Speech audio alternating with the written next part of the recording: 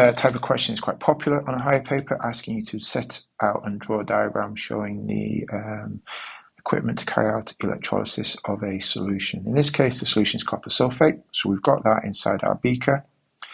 We've then got our two copper electrodes, making sure that they are connected to the power supply but also in contact with the solution.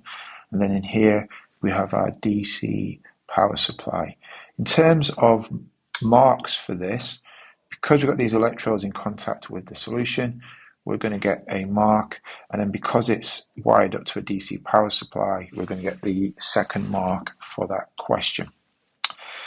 Okay, so next one. What do we do here to find the mass electrodes before this experiment is done? Well, what we did in class was we cleaned the electrodes. So we got a little piece of sandpaper. So here using sandpaper, and we give it a little clean to get rid of any muck on the surface. And that was, we can say that to get the second mark, to remove any impurities on the surface, any impurities on the surface. So 2 marks and 1 mark for each sentence.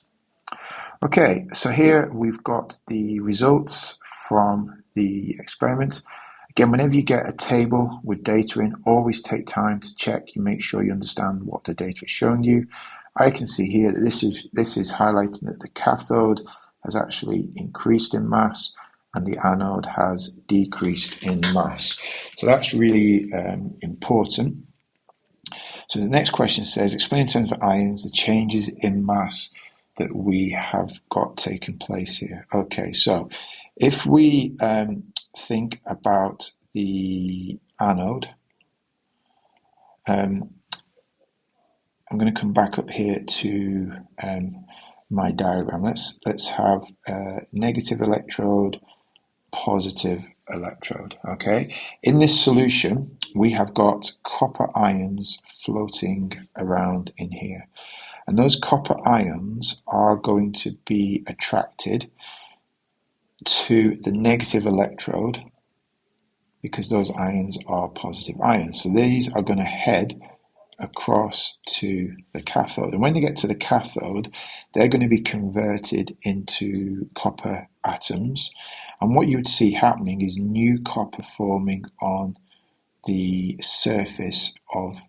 the electrode, and therefore that electrode is going to increase in mass. And we just come down here and have a look, we can see the cathode has increased in mass. So while we've talked about that one first, let's deal with the cathode. So here we need to say that copper ions are attracted to the cathode and form copper atoms. This increases the mass. If you wanted to give an equation, I think it's always good to do that, but you don't have to do that. We have got copper ions, and those copper ions are forming copper atoms. How do they do that? They do that by picking up 2 electrons. The anode, let's come back up to my little diagram here. The anode, so what has to happen here is this here is the anode, and this is actually made, as we know, from copper. And what will happen is the copper atoms will turn into copper ions, and as they do that, that means there's going to be fewer copper atoms on here, and therefore the mass is going to decrease.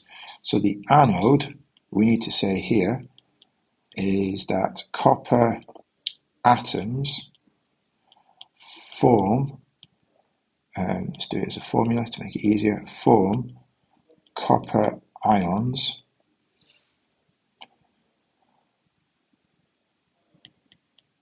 this decreases the mass. If you want an equation, we've got our copper atoms, and they're going to turn into copper ions, and to do that they are going to lose those 2 electrons. So these 2 equations, if you look at them carefully, are actually the opposite of each other. Marks wise, it's a 3-mark answer. It's a tough question. So here we've got the copper ions form those copper atoms form copper ions here, and that one is going in there as well.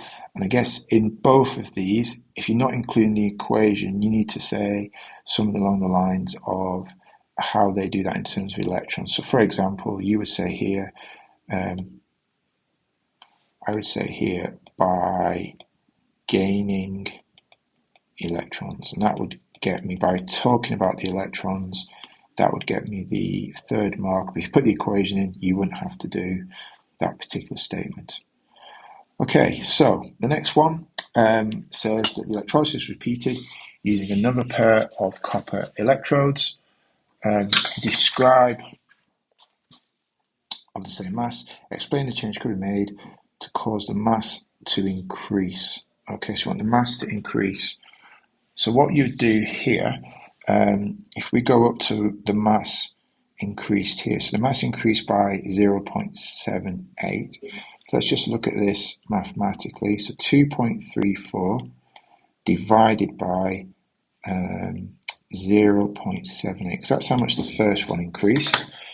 Let's just put it into my calculator. Divided by 0.78 is 3. So that's an increase of 3 times. So what I need to do is have, to make it get more mass increase, I need to increase the current by 3 times the amount.